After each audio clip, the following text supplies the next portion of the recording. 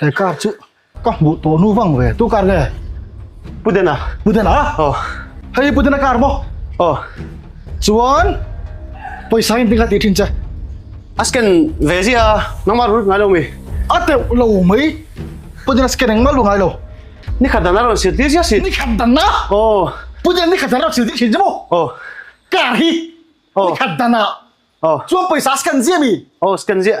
ka phone na anh mà ting ting ting cái tiếng ai thì Putin này min bum bok chemo sẽ khó bằng sẽ rõ sa sẽ khó bằng cái đó cái mà cái silang cái mà cái silang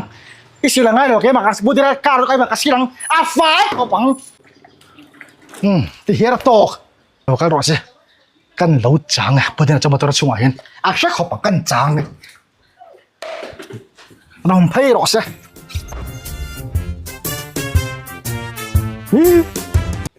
Hey, motor sindan tu ni man the hu ring ni. Ro surat la line fa de irok. Rồi. Putin phải chứ phải xì lờ phật lắm à cái xì lần này hi mà xì lần này hi cái mà tôi xì lần này mà bay phải thật vụ rồi va Hey, motor tai nak mani tam. cái mà tôi xì lần này tai hi cái nào chở bù lahan car thì nó ni khát ave khát đàn ati cái gì à xì lần gì à askan gì thì không askan được पैसा cho không nghe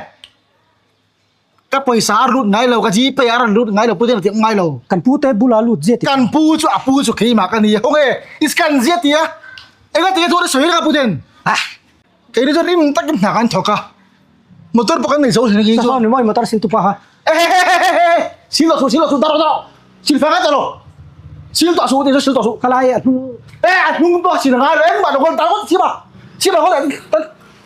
thế bao nhiêu điểm anh mo ka ni. askan gì em Chuan पैसा bây giờ em cho cái thì cho nó xin mo cho nó xin phải sang nữa akala पैसा cho cái gì mo Putin là về khán mà đình tọa chúng này nằm bôi không phải Putin là ha mấy mày chú là akala son chú này mà tôi đi tuốt khó bằng hiền mà tôi đi cái hàng cái hàng sáng ba cái kim đồng mấy mày chú là